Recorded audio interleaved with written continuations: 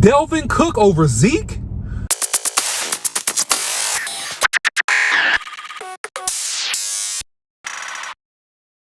Well, I'm going to talk about that and more in today's video. But before I do, don't forget to hit the like, share, and subscribe button. Follow Boss Cowboy Sports on YouTube, Instagram, Facebook, and Twitter. You can follow me, the OC100, on Twitter.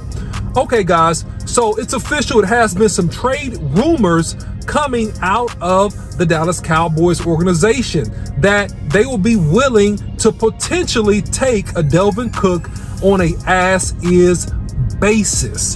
And the question of the day is, would he be a better fit at this point in his career over the late, the great, the esteemed Ezekiel Elliott, who could also be looking at another team as it relates to being picked up? So, Dalvin Cook, let's get the background and the history on him, because this one will be definitely interesting, and I want your thoughts in the video, and I'll give my opinion here in a second, but first I got to give you a little background. So, Dalvin Cook, let's look at him. He came into the NFL in 2017. His rookie year, he tore his ACL, so he missed pretty much all that season with a torn ACL. He has had a myriad of injuries as he's played for the Vikings. All right, first of all, so he's had a shoulder issue. He's had a hamstring issue that's reoccurred. He's had also an ankle injury as well. So he's missed games, and he's had a reoccurring shoulder as well. As a matter of fact, in February, I believe, he had shoulder surgery. So he's rehabbing that shoulder. And he's a tough guy in the sense that although he's had all these injuries, you can say that he has played a good amount of games for the Minnesota Vikings. Now, he's missed a total of 24 games, all due to injuries in his career.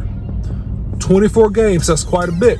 Now, he's coming to the Cowboys, and I would say he's middle-ish part of his career if he can manage to stay healthy. He did have good productivity for the Minnesota Vikings. As a matter of fact, he rushed for over 1,100 yards this past season in 2022.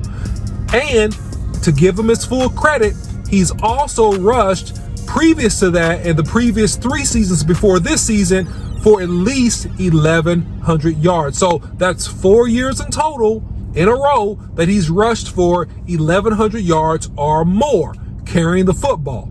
And in the midst of his shoulder injuries this past season, he did appear in every game. So, should the Cowboys take him versus re-signing Ezekiel Elliott?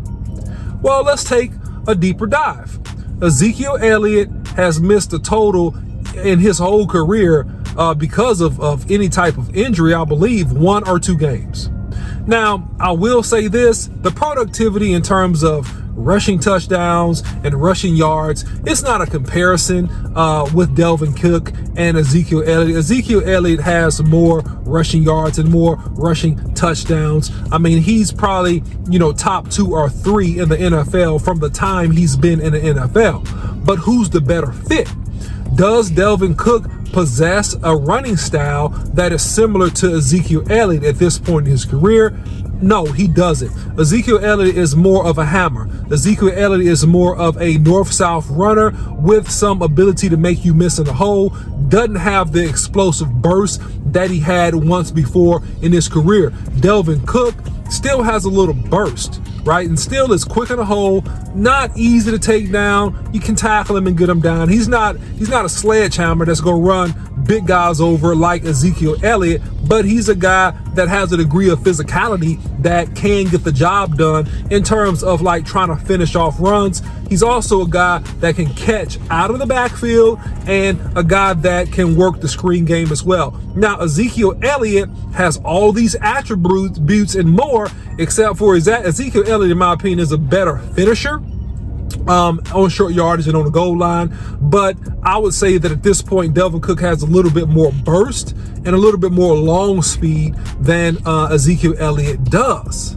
So what should the Cowboys do? I mean, should the Cowboys actually trade for this guy, should they actually put some collateral up and trade for him? And, you know, in my opinion, you know, I'll give it to you here in a second, but I'll tell you this, you need to add something to the running back room that can be a security blanket.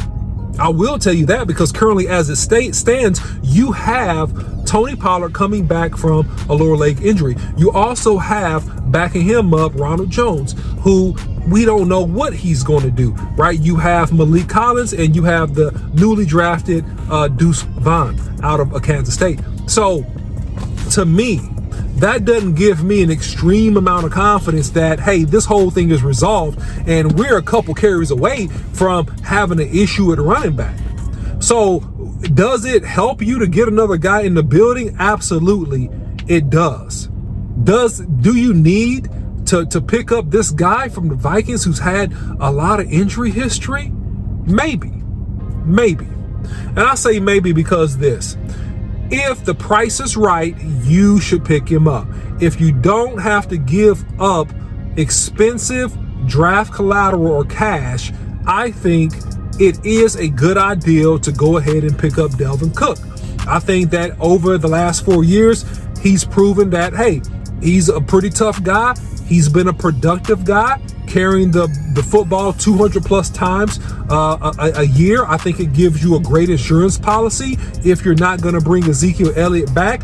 I think that, honestly, for where we're going with the West Coast offense, he definitely could be a fit. I'm not opposed to the ideal.